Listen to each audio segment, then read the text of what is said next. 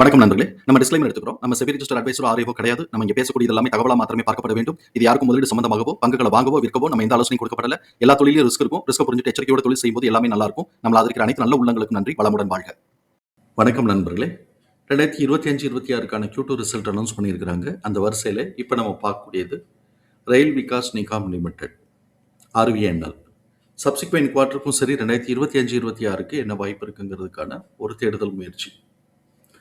இவங்களுடைய மெயின் பிஸ்னஸே நம்ம பார்த்தோம் அப்படின்னு சொன்னோம்னாக்க இவங்களுக்கு 2 டியூவல் பர்பஸ் இருக்குது. ஒன்று வந்து பார்த்தோம் அப்படின்னு சொன்னால் இவங்க ரயில்வே இன்ஃப்ராஸ்ட்ரக்சரை டெவலப் பண்ணுறது, அதுக்குண்டான ப்ராஜெக்ட்ஸ் எடுக்கிறது, ஹேண்டில் பண்ணுறது.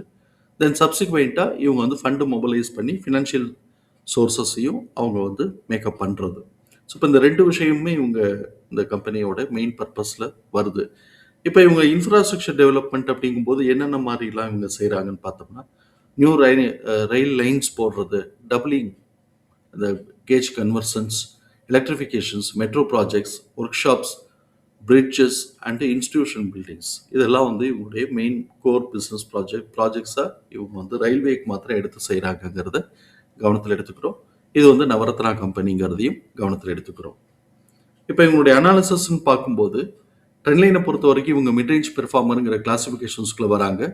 Medium financial strength, mid valuation, டெக்னிக்கலாக மொமெண்டம் நியூட்ரல் இருக்குது. அனாலிசிஸ்ட் ப்ரைஸ் டார்கெட்டாக 269ன்னு டார்கெட்டை டவுன் சைட் பண்ணியிருக்கிறாங்க. நம்ம இந்த வீடியோ ரெக்கார்ட் பண்ணக்கூடிய தருணத்தில் 333ங்கிற லெவலில் ட்ரேட் ஆகிக்கிட்டு இருக்கு. இவங்களுடைய பிஇ வேல்யூஷனை செக் பண்ணும்போது கரண்ட் பிஐக்கும் சரி, 1 இயர் ஃபார்வர்ட் பிஐக்கும் சரி ஓவர் வேல்யூன்னு சொல்லிட்டு இண்டிகேட் ஆகிட்டு இருக்கு.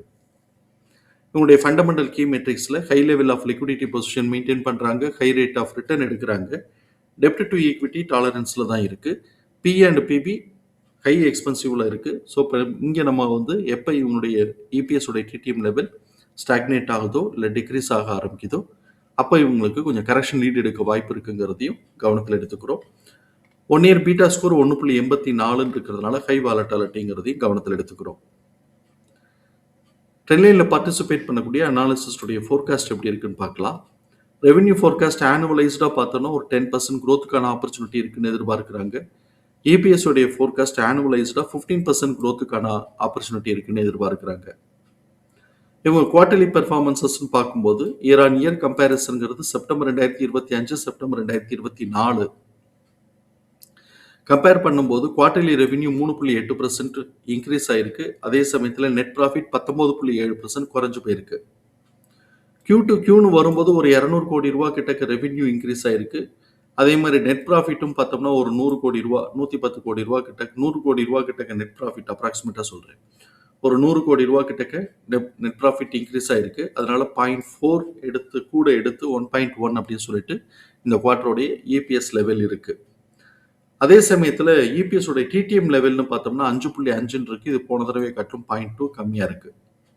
இப்போ நமக்கு இந்த ஒரு 4 குவார்ட்டரை கம்பேர் பண்ணும்போது 3 குவார்ட்டருடைய ரிசல்ட்டை நம்ம சப்ஸ்டியூட் பண்ணும்போது இது கிளியராக டிக்ரீஸ் ட்ரெண்டில் இருக்குன்னு நல்லா தெரியுது. அதே சமயத்தில் நமக்கு வந்து அது கரெக்ஷன் லீட் எடுக்க வாய்ப்பு இருக்குங்கிறதையும் நம்ம கவனத்தில் எடுத்துக்கிறோம். அதே சமயத்தில் இந்த சைடு வந்து பார்த்தோம் அப்படின்னு சொன்னால் இபிஎஸ் உடைய லெவல் இன்க்ரீஸ் ஆகுது.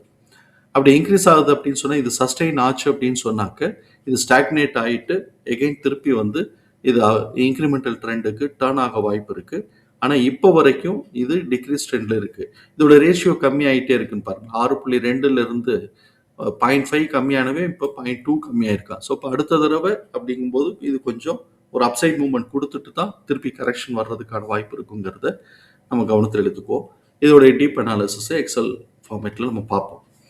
இப்படிப்பட்ட இந்த சூழலில் எம்எஃப் தன்னுடைய ஹோல்டிங்லேருந்து 0.03% குறைச்சி வச்சிருக்கிறாங்க. இன்ஸ்டிடியூஷன்ஸ் வந்து 0.22% குறைச்சிருக்கிறாங்க. எஃப்ஐஎஸ் 0.23% குறைச்சிருக்கிறாங்க. 3 பேருமே வந்து அவங்க வந்து குறைச்சிருக்கிறாங்கிறத கவனத்தில் எடுத்துக்கிறோம். இவங்களுடைய இபிஎஸ் தகவல்களை நம்மளுடைய எக்ஸல் ஃபார்மேட்டில் நம்ம போட்டிருக்கிறோம்.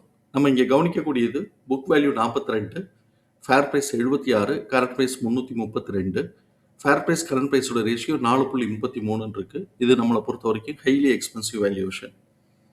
ஸோ இப்போ ஆல்மோஸ்ட் இவன் வந்து 5ங்கிற ரேஞ்சை நெருக்கிட்டு 5ங்கிற ரேஞ்சுக்கெலாம் மேலே போயிட்டு தான் இப்போ கரெக்ஷன் ஆகிட்டு இருப்பான்னு பார்ப்போம். இப்போ இவன் கரெக்ஷன் லீட் எடுக்கிறான்னு வச்சுக்கோமே, நல்லா இது எல்லாத்தையுமே அட்ஜஸ்ட் பண்ணுற அளவுக்கு லீட் எடுக்கிறான்னாக்க சப்போஸ் 2.5 ஃபேர் பிரைஸ் கரண்ட் பிரைஸோட ரேஷியோ 2.5ல அவன் சப்போர்ட் எடுக்கிற மாதிரி இருக்கு அப்படின்னு சொன்னா அது வந்து நமக்கு 191 அப்படின்னு சொல்லிட்டு பிரைஸ் கன்வெர்ட் ஆகுது. ஸோ இப்போ கிட்டத்தட்ட ரூ. 100 140 மேல இதோடைய ரேஞ்ச் வந்து நமக்கு இருக்கு அப்படிங்கிறத நம்ம கவனத்தில் எடுத்துக்கிறோம். இதெல்லாம் ஒரு குவார்ட்டர்ல நடக்காது. ஒரு சீக்வன்ஸ் ஆஃப் குவார்ட்டர்ல பெர்ஃபார்மன்ஸஸ் கம்மியா இருக்கு. இதை அட்ஜஸ்ட் பண்ண முடியலன்னாக்க கரெக்ஷன் வர்றதுக்கு வாய்ப்பு இருக்கும். ஆக்சுவல் ரிசல்ட் நெக்ஸ்ட் குவார்ட்டரோட ஆக்சுவல் ரிசல்ட் வர்ற வரைக்கும் இவங்களுடைய பிஹேவியர் எப்படி இருக்கிறதுக்கு வாய்ப்பு இருக்கு அப்படின்னு சொல்லிட்டு நம்ம அசியூம் பண்ணுவோம். கரண்ட் இபிஎஸோட டிடிஎம் 6.2, அது ஆவரேஜ் பண்ணும்போது 1.55ன்னு வருது. இதுதான் நெக்ஸ்ட் குவார்ட்டருக்கான ஆவரேஜ் எஸ்டிமேட்டட் இபிஎஸ். இப்போ இது நெக்ஸ்ட் குவார்ட்டருக்கு எக்ஸிட் ஆக போகிறது 1.40ன்னு எக்ஸிட் ஆக போகுது. ஸோ இப்போ அதை காட்டிலும் ஆவரேஜ் எஸ்டிமேஷன் 0.1 கூட இருக்கு. இப்போ இதோட இன்ஃபரன்ஸ் என்னன்னா ஒரு ஸ்லைட் அப்சைட் மூவ்மெண்ட் கொடுக்கலாம். அப்படி அப்சைட் கொடுக்கக்கூடிய மூவ்மெண்ட் ப்ரீவியஸ் குவார்ட்டருடைய ஹைட்டை மேட்ச் பண்ணுறதுக்கான வாய்ப்புகள் இருக்கலாம் அப்படிங்கிறது ஃபர்ஸ்ட் ஹேண்ட் ஆஃப் இன்ஃபரன்ஸ். அதே சமயத்தில் குமுலேட்டிவ் ஆவரேஜோட நம்ம கம்பேர் பண்ணும்போது குமுலேட்டிவ் ஆவரேஜ் 0.9 தான் இருக்கு. ஸோ இப்போ ஆவரேஜ் எஸ்டிமேஷனை காட்டிலும் குமுலேட்டிவ் ஆவரேஜ் 0.9 பெர்ஃபார்மன்ஸஸ் கம்மியாக இருக்கிறதுனால ப்ரீவியஸ் குவார்ட்டருடைய ஹைட்டை மேலே உடைக்க மாட்டாங்க.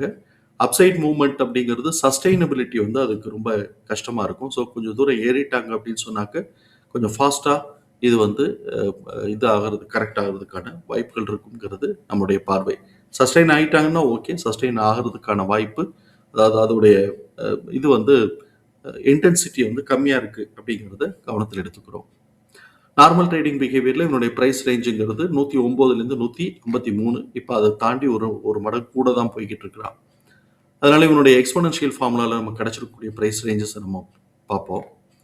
R1லேருந்து R2 வரைக்கும் நம்ம மார்க் பண்ணியிருக்கிறோம்.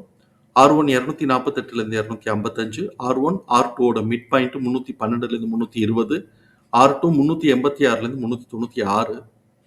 இப்போ இவன் வந்து என்ன பண்ணியிருக்கிறான் அப்படின்னு சொன்னாக்க மிட் பாயிண்ட் ரீஜன்லேருந்து கிட்டத்தட்ட ஒரு R2ஓட போன குவார்ட்டருக்கு பிறகு முன்னாடியே வந்து R2 இந்த ரேஞ்சில் இருந்திருக்கலாம். இப்போ இந்த குவார்ட்டருக்கு தான் இது இந்த ரேஞ்சு. ஸோ இப்போ அது வரைக்கும் வந்துட்டு எகைன் திருப்பி மிட் பாயிண்ட்டில் சப்போர்ட் எடுத்துகிட்டு மேலே போயிட்டு இருக்கிற இன்னும் மிட் பாயிண்ட்டை கீழே உடைக்கல.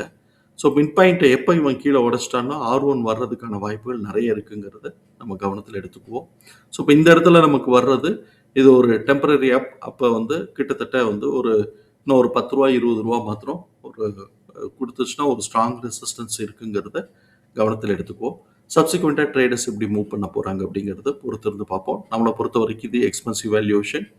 அதே சமயத்தில் எஸ்டிமேஷன் கொஞ்சம் கூட இருந்தாலும் குமுலேட்டிவ் ஆவரேஜ் வந்து கம்மியாக இருக்கிறதுனால இந்த அப்சைட் மூவ்மெண்ட்டை இவங்க சஸ்டெயின் பண்ணுவாங்களா அப்படிங்கிறது நமக்கு டவுட்டாக இருக்குது. அடுத்த குவார்ட்டருடைய ரிசல்ட்டு எப்படி அமையுதுங்கிறத பார்த்துட்டு இதோடைய பேத்து எப்படி போகலாம் அப்படிங்கிறத நம்ம வந்து அனாலிசிஸ் பண்ணுவோம். தகவல் பயனுள்ளதாக இருக்கும் நம்புகிறோம். தகவல் பயனுள்ளதாக இருந்ததுன்னா சங்கருக்கு ரொம்ப சந்தோஷம். நம்மளை ஆதரிக்கிற அனைத்து நல்ல உள்ளங்களுக்கு